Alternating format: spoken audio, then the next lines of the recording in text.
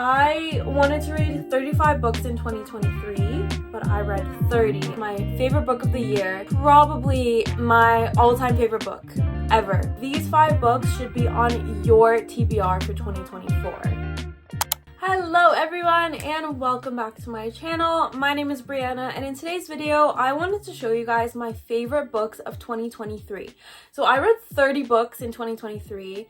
I know, quite a lot. I think that is the most amount of books that I've read in a year in a really long time. I love reading and I love reading fiction, sometimes nonfiction biographies. There's actually one biography that's in this list. I mostly love reading contemporary fiction, thrillers, sometimes a little bit of a romance. So based on my top 5 books of the year, you'll see what kind of books I like to read. And honestly, these 5 books should be on your TBR for 2024. So before we get into this video, be sure to give it a thumbs up if you enjoyed, subscribe for more videos like this, and click that bell icon to get notified every time I post a video. Alright guys, so I have my laptop here and I have my Goodreads, my 2023 reading challenge. I wanted to read 35 books in 2023, but I read 30. I feel like that's not that bad. 30 books is quite a lot. That's like 3 books a month. So I will leave my Goodreads in the description down below. If you guys want to check it out, you want to become friends, you want to follow me, we can see what we are reading and have a little bookish community. That would be so much fun. So without further ado, let's get into it. I will talk about these books in the order that I read them and how many stars I gave them. I gave them either 4 or 5 stars. Nothing is below this. These are all the top of the top books that I read in 2023. So first off, I am so excited to talk about this book. I love it so much. I'm actually planning a reread with my sister in February. My favorite book of the year. It is probably my all-time favorite book ever.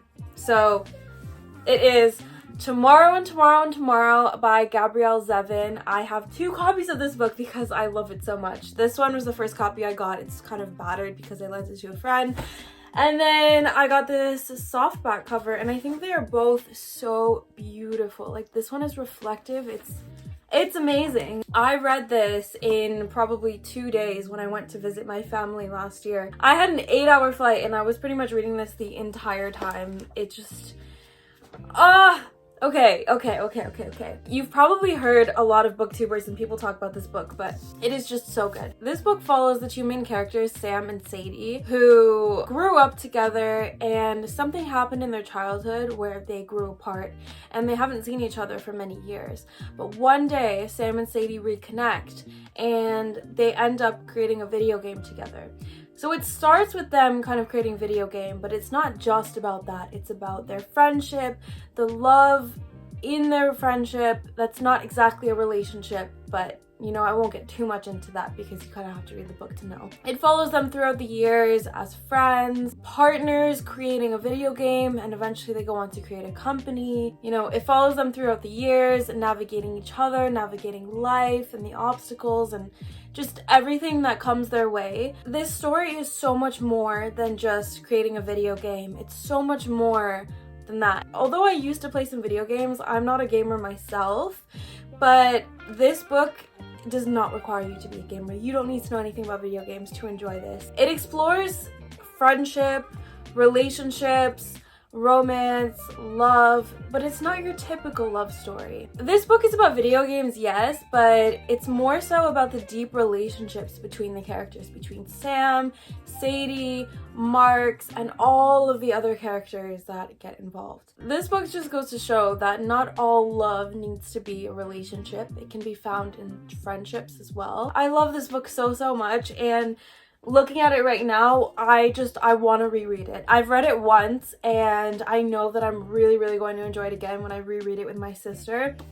And I absolutely cannot wait for that. So if there's any book that you are gonna read in 2024, this has to be it. You have to read this book. And if you guys have read this book, please let me know in the comments below. What did you think of it? Did you like it? Did you not? Let's talk about it because I love it so much. And of course, this book was a 5-star read. It was the best of the best. So next, I read Good Girl, Bad Blood by Holly Jackson. I don't have a physical copy of this book because I gave it to my friend. This is the second book book in the Good Girls Guide to Murder series, which is a 3-book series.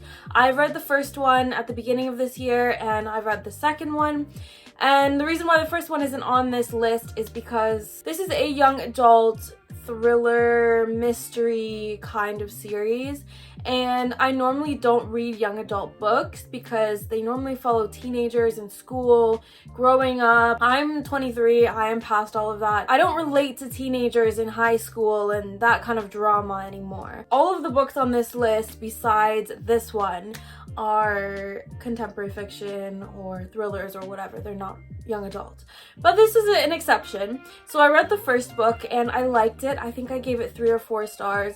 It wasn't my favorite just because the writing style, I had to get used to it a little bit. I had to get used to reading a YA book. The first book is about this girl named Pippa who is trying to solve a murder case that's I think 5 years old. She's trying to solve this murder case for a high school project. I'm not really going to get too much into it because it's going to be spoilery, but as she's kind of going through the case and trying to solve the murder, she meets people along the way, ends up getting into a relationship with one of them, blah blah blah blah. At the end of that book, that murder is kind of solved and the story is kind of wrapped up. So the second book, Good Girl Bad Blood, is about Pippa, who is now graduated from high school, I believe. It's been a while since I read this, so I'm not entirely sure.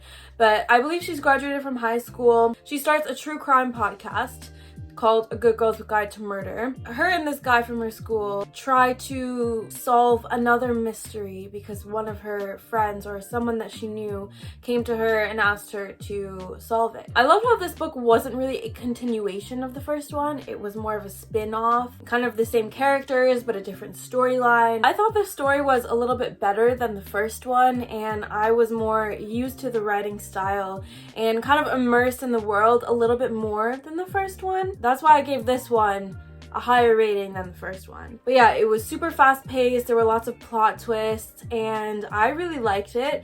And in 2024, definitely the last book on the series is on my TBR, and I also want to read 5 Survive by Holly Jackson. This author is kind of a newfound author for me, and although I don't really like young adult, I do like this series. I also love how in the book there's lots of different formats. It's not just, you know, text on the page. It's like interview transcripts, it's photos, it's evidence, and like all of that in the book, which really added to the story and the mystery of it. So the next book on this list that I really liked in 2023 is Lessons in Chemistry by Bonnie Garmus. I feel like this book got a lot of hype in the last year, and normally I wouldn't read something like this. Since it got so much hype, I decided to pick it up and give it a go, and I really, really liked it. This book is set in the 1960s, and I normally don't read books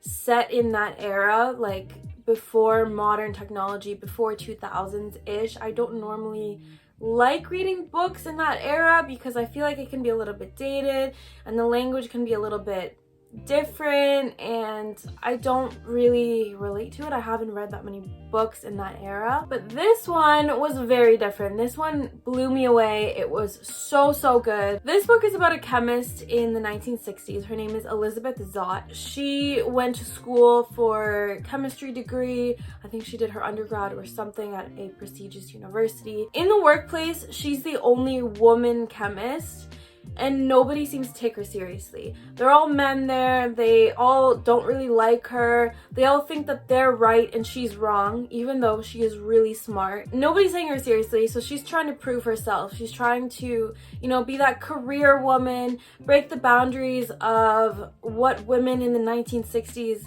era were supposed to be like, you know, like a family woman, stay-at-home mom, cook and clean for the husband. She did not want to do any of that. She wanted to work her way up in the field of chemistry. She really just wanted to prove herself and be different, but she was finding that really hard. She actually ends up falling in love with one of the other male scientists, But this is not your traditional love story. She really puts her career first and she sets her priorities straight. For example, she doesn't want to get married. She doesn't want to be traditional in that sense. And good for her. Nobody wants to take her seriously, but she really, really works for what she wants. The lessons that this book teaches you is just that, you know, in life, if you work for it, if you really want something, you can do anything. You can really do anything you put your mind to. Despite numerous setbacks, like, I can't say anything really without spoiling this book, but despite so many setbacks and so many hardships that she has in her life, she creates a life for herself that she wants, and she ends up persevering. This story is just,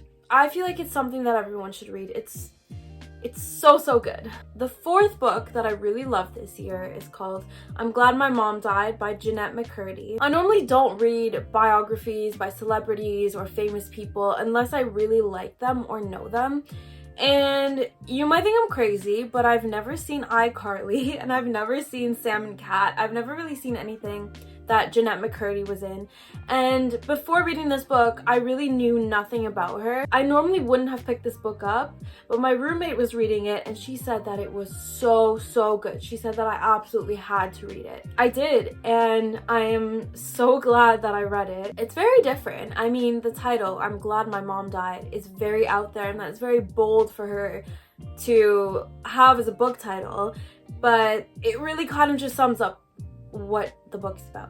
But anyways, this book is about Jennette growing up, and it turns out that Jennette's mom actually pretty much controlled her entire life. Jennette's entire life was set on making her mom happy. She did not want to become an actor. Her mom pushed it onto her, and growing up, all Jennette did was make her mom happy and not herself. Her mom was absolutely crazy. Her mom was a narcissist, bipolar, I'm not even sure, but her mom was absolutely crazy. And the way that Jennette describes growing up, the things that happened to her, the things that her mom did to her, were just insanely crazy. Like, I could not imagine being her. I could not imagine growing up in that situation. And you really just empathize with Jennette. This book kind of just had me speechless. It almost had me crying at times because the things that her mom would do to her. For example, her mom introduced calorie restriction to Jennette at the young age of about 8 or 10 years old, when she really didn't know anything. She didn't know what that was. But her mom forced it on her, and her mom had a very, very serious eating disorder. Her mom kind of just normalized it, so Jennette just thought that that was normal to do. Just the things that her mom did, the things that her mom said, the way her mom controlled her life was just absolutely crazy. It was devastating, it was heartbreaking to read, but I'm glad I read it. I mean, it really just opened my eyes to her life and how some people can be, and it was crazy. I think I gave this book 4 or 5 stars. I really, really enjoyed it. And if you want to know more about her and her life, especially if you're an iCarly fan or Sam and Cat fan or whatever, or even if you're not, like me, I would give this book a go. And lastly, the last book that I read in 2023, I actually finished reading this book yesterday. I waited to film this video after I read this book because I knew that this was going to be one of my top 5 books of the year. And this is not normally something that I would pick up. I've had this book on my bookshelf for a very long time, and I've heard my mom actually talk about this book.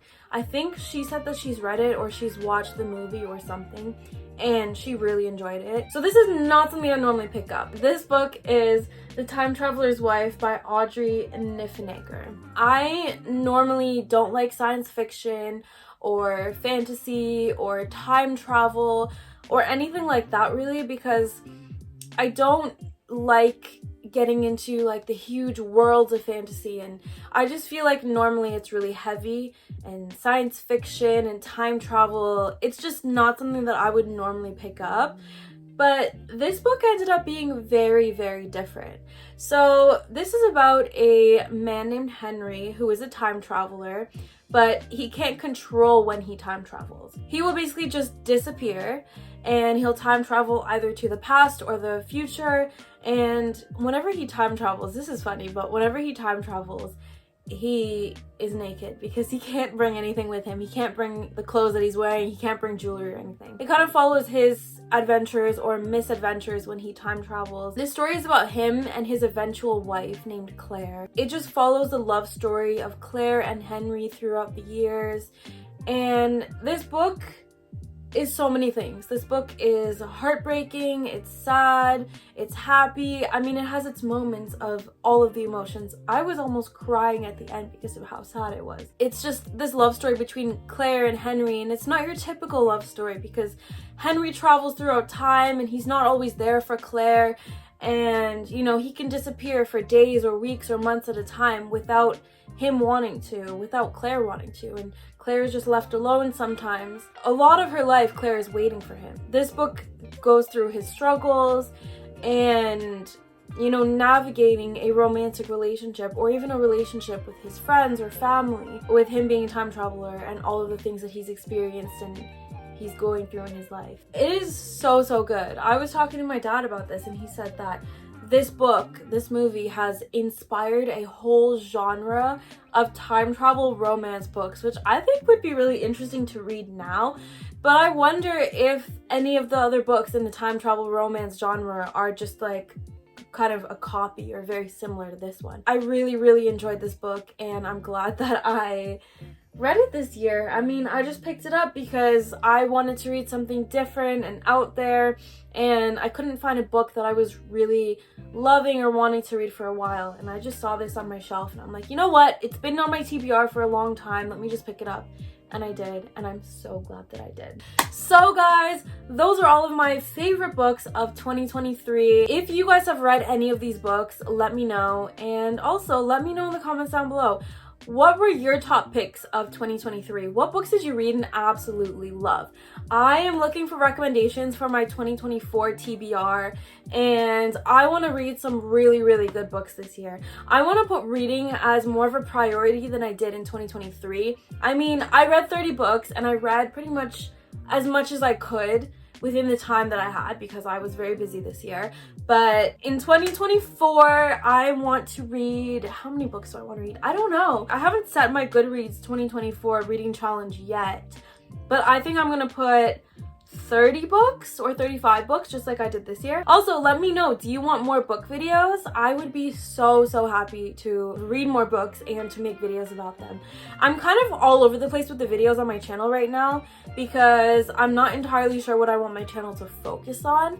It's a lot of things. It's baking, it's lifestyle, it's books, it's travel. I mean, I guess this channel is kind of it represents my life, all the different things that I love in my life. And yeah, anyways, if you guys enjoyed this video, be sure to give it a thumbs up, subscribe for more videos like this, and click that bell icon to get notified every time I post a video.